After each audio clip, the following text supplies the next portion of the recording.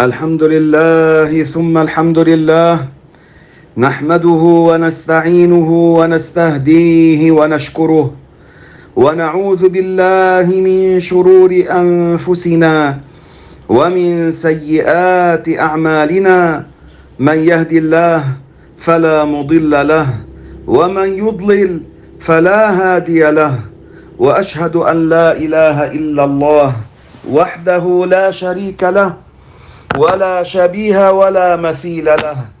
خلق العالم فلا يحتاج إليه، ولا يحل فيه ولا يسكنه.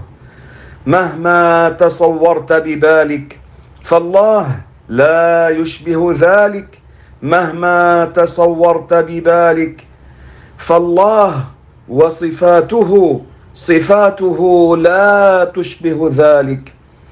وأشهد أن سيدنا وحبيبنا وعظيمنا وقائدنا وقرة أعيننا محمدا عبد الله ورسوله ونبيه وصفيه وخليله.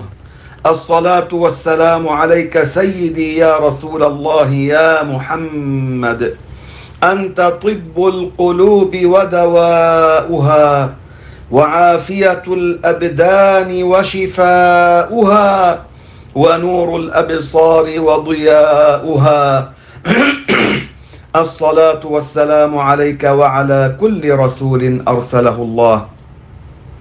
أما بعد عباد الله، فإني أوصي نفسي وأوصيكم بتقوى الله العلي العظيم، فاتقوا الله رب العالمين.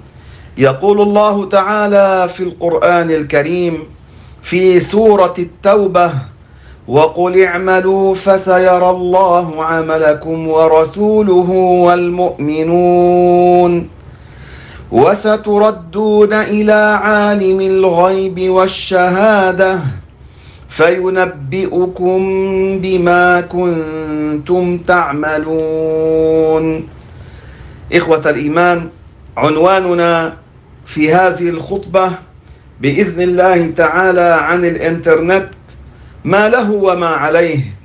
فإننا نعيش اليوم في زمن حصل فيه تقدم كبير في صناعة الأجهزة والآلات التكنولوجية التي أضحت اليوم تغزو البيوت وتغزو المؤسسات والشركات، وأصبحت حياة كثير من الناس مرتبطة بالمكننة والتقنيات الحديثة ارتباطا وثيقا في شتى الميادين. وأضحت الأرض بحيث يمكن لمن في أقصى الشرق أن يتحدث مع من هو في أقصى الغرب كتابة أو صوتا مصحوبا بالصورة، وكأنهما يجلسان في غرفة واحدة رغم المسافات الشاسعة. وتبدلت الوسائل التي كان يتعاطاها الناس على مستوى النقل أو على مستوى المحادثات أو الإعلام أو العمل التجاري والصناعي. وما زال هذا التطور مستمرا يوما بعد يوم، ولا ندري إلى أين سنصل بهذه الوسائل وما ستشهده الأيام القادمة من الاكتشافات. ولو أردنا أن نعمل مقارنة بسيطة بين واقعنا اليوم وبين تاريخنا الماضي لرأينا العجب بكل معنى الكلمة، وذلك أن كل هذه الوسائل لم تكن معروفة في زمن سلفنا الصالح، ومع ذلك فقد كانوا أكثر علما وهدى وخبرة في شؤون الحياة، وأحسن سياسة لأمور الناس ورعاية للمصالح العامة وحفظ البلاد والعباد. ونرى اليوم رغم كل هذه الوسائل أننا أقل شأنا في كل ذلك، وأن كثيرا من الناس انسلخوا من الإيمان والعياذ بالله، وانسلخوا من مكارم الأخلاق وتجردوا من ثوب الاستقامة، مما يعني أن الآلة وحدها لا تكفي لرقي الإنسان، ومعنى ذلك أن التكنولوجيا بمفردها غير كافية لرقي الشعوب وتقدم الأمم. ولا يعني ذلك أننا ندعو إلى الإعراض عن كل هذا الكم الكبير من الصناعات المتقدمة والإنجازات العلمية، بل نريد العمل على الاستفادة منها واستخدامها فيما يعود بالنفع على المجتمع. ولكننا نرى أن كثيرا من العاملين والناشطين في تلك الوسائل الواقعة تحت أسماء شتى، واتساب، فيسبوك، تويتر وغير ذلك من البرامج، قد غرقوا وتخبطوا فيها خبط عشواء، ذلك أنها اخترقت قلوب وعقول أبنائنا واستحكمت في بيوتنا، في أولادنا، في بناتنا، في نسائنا، حتى صارت كأنها من ضروريات الحياة. وصرنا نشهد اليوم جيلا لا يعرف سبل المعايش ولا يدرك حجم المسؤوليات الجسام الملقاة على عاتق الشباب، لأن هذا لا ينظر إلى الحياة إلا من خلال عدسة الإنترنت وما يتبع ذلك من الوسائل. فبالتالي يا أحباب، صارت الأجيال تشب على خلاف الأمل المنشود وعلى خلاف التوقعات التي كان الآباء يرجونها ويريدونها في أبنائهم. فنرى أن أغراض الناس من استخدام هذه الوسائل متفاوتة، وأكثرهم يستعملها فيما لا خير فيه، مما يؤدي إلى ضياع الأوقات، أو يكون استعمالهم لها في الضرر البحت، فيقع هذا الشاب أو تلك الفتاة فريسة سهلة بين يدي الشيطان الرجيم وبين أيدي الشياطين من الإنس. والأمثلة كثيرة جدا جدا جدا، لعل عندكم أكثر مما عندي، على ما شهده هذا العصر من الفساد والجهل والضياع والاغترار بالذين يخططون لهدم صروح مجد الأمة جراء افتتانهم بحضارات مزعومة وتتبعهم هذه الوسائل مع إساءة استخدامها. فقد أدمن كثير من الناس، نعم إدمان، صار عندهم إدمان، لا سيما الناشئة، على الجلوس أمام شاشات الإنترنت، حتى شغلهم ذلك عن القيام بالأمور المهمة. فكم من مفتون ترك بسبب ذلك، بسبب الانشغال على هذه الوسائل، ترك الصلاة وضيع ما افترضه الله عليه من بر الوالدين وصلة الأرحام وغير ذلك من الواجبات. وكم رأينا من هلك بصحبة رفقاء السوء، فالصاحب يا أحبابي ساحب، الذين يتصل بهم هذا عبر الإنترنت بأن جروه إلى الفجور، فأصبح معربدا لا هم له سوى الدخول في غرف الدعارة ومتابعة أخبار المومسات، ناهيك عما يتم عبر الإنترنت من عمليات احتيال وابتزاز بغية سرقة الأموال أو هتك الأعراض، وما ينتشر من تحريض ودعوات مشبوهة في شبكات التنظيمات المتطرفة، والتي كان الإنترنت هو العمود الأساس لهذه الجماعات المتطرفة. في في تضليل الناشئة واستمالتهم تحت مسمى الجهاد وتحت ذرائع شتى، وكذلك الاشتراك في منتديات حوار واتصالات مشفرة مع أهل الأهواء، فيتأثر الجاهل بما يلقيه هؤلاء الشياطين فيجره ذلك إلى الفسق أو إلى الكفر والعياذ بالله، أو إلى ممارسة ألعاب مضرة معينة. وهذا ما شهدناه في الآونة الأخيرة، حيث انتشرت ألعاب إلكترونية مثل لعبة تسمى الحوت الأزرق، ولعبة أخرى تسمى مريم ينخدع بها السذج فيتمادون في تعاطيها حتى يصير أحدهم أسير ما توجهه إليه هذه اللعبة، إلى حد أنه يعطل عقله تماما ويقوده ذلك إلى الانتحار، يقتل نفسه. وقد شهدنا في بعض البلاد العربية عددا من حالات الانتحار نتيجة هذه الألعاب.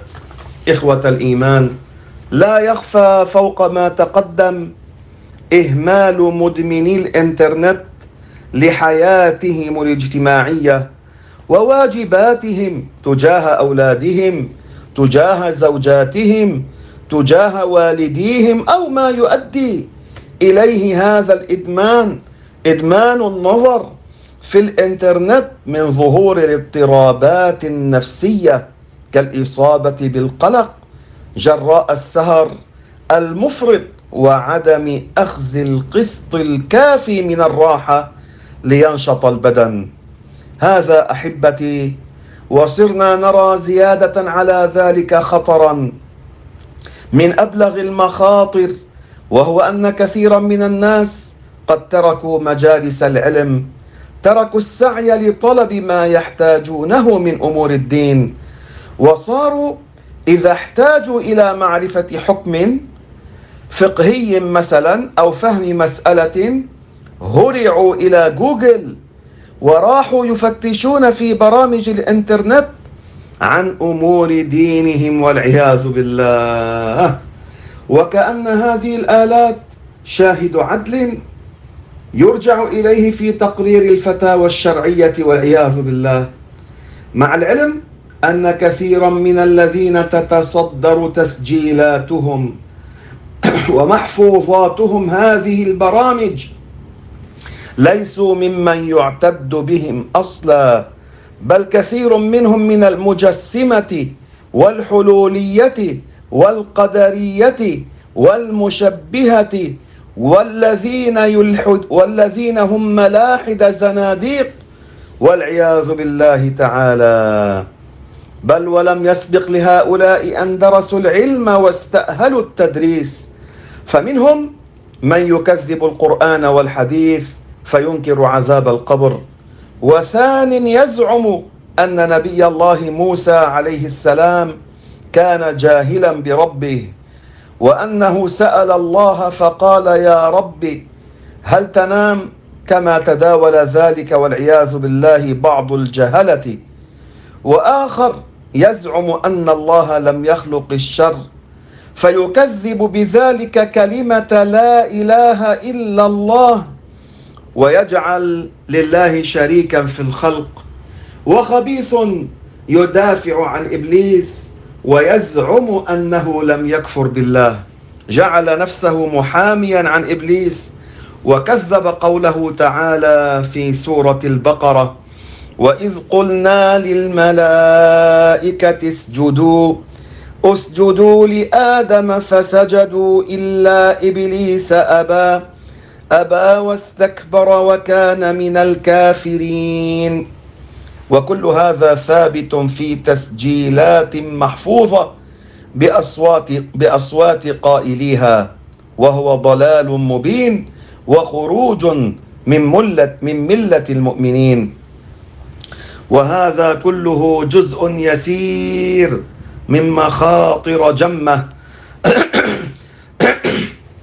باتت تتأتى بطريق الإنترنت، وهو ما يستدعي يا أحبابي منا التصدي بحزم من خلال الإرشاد والتوعية على المستوى المطلوب، وتعويد أنفسنا وأزواجنا وأولادنا وأحبابنا ومن حولنا على عدم استعمال هذه الوسائل إلا وقتا محددا كل يوم وعلى قدر الحاجة، ثم تترك باقي الوقت للانصراف إلى غيرها من المهمات، وبحيث لا يستطيع من ابتدعها استعمالها للسيطرة علينا وعلى أجيالنا، وذلك قبل أن يستفحل هذا الشر أكثر فأكثر. اللهم احفظنا يا الله يا الله، احفظنا من الفتن. هذا وأستغفر الله لي ولكم. الحمد لله ثم الحمد لله، نحمده ونستعينه ونستهديه ونشكره، ونعوذ بالله من شرور أنفسنا ومن سيئات أعمالنا، من يهدي الله فلا مضل له ومن يضلل فلا هادي له، وأشهد أن لا إله إلا الله وأن محمد رسول الله. عباد الله، أوصي نفسي وأوصيكم بتقوى الله العلي العظيم، ألا فاتقوه. كل نبي حث قومه أن يتبعوا نبينا عليه الصلاة والسلام إن عاشوا وأدركوه. ويحكى أنه في أول بعثة سيدنا محمد صلى الله عليه وسلم انطلق 4 أشخاص خرجوا من اليمن قاصدين مكة، ثم جاءوا إلى برية ونزلوا في أرض في الليل، أدركهم الليل فناموا إلا جعد بن قيس المرادي، فسمع هذا جعد هاتفا لا يرى شخصه يقول له: ألا أيها الركب المعرس بلغوا، يعني يا من نزلتم في الليل، بلغوا إذا ما وصلتم للحطيم وزمزما، يعني إذا وصلتم إلى مكة التي فيها زمزم، بلغوا محمدا المبعوث منا تحية تشيعه تنصره وتؤيده من حيث سار ويمما كيفما توجه، وقولوا له إنا لدينك شيعة، أي نحن أنصار ننصرك، بذلك أوصانا المسيح ابن مريم. ثم هذا الهاتف كان جنيا آمن، أدرك عيسى عليه السلام قبل أن يرفع إلى السماء، آمن وسمع منه وصيته بالإيمان بمحمد إذا ظهر واتباعه.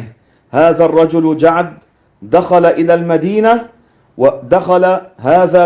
دخل إلى مكة وسأل أهل مكة عن محمد واجتمع به وآمن به وأسلم، وكان هذا قبل أن ينتشر خبر سيدنا محمد صلى الله عليه وسلم. اللهم يا الله يا الله يا الله، ثبتنا على دين الأنبياء الإسلام يا أرحم الراحمين. اللهم اغفر لنا ولوالدينا وللمؤمنين والمؤمنات. اللهم استرنا فوق الأرض وتحت الأرض ويوم العرض عليك يا أرحم الراحمين. اجعل فوقنا وتحتنا نورا، وأمامنا وخلفنا نورا، وعن يميننا وشمالنا نورا، وفي قلوبنا وقبورنا نورا. اللهم يا ربنا يا الله، خفف عنا وعن المسلمين في كل البلاد، وارفع عنهم وعنا البلاء يا الله والغلاء والداء. اللهم يا ربنا أجرنا من النار وأدخلنا الجنة مع الأولين الأخيار، واجعل آخر كلامنا لا إله إلا الله محمد رسول الله. وصل اللهم على سيدنا محمد وعلى آله وصحبه وسلم. عباد الله، قوموا إلى صلاتكم رحمكم الله. وأقم الصلاة.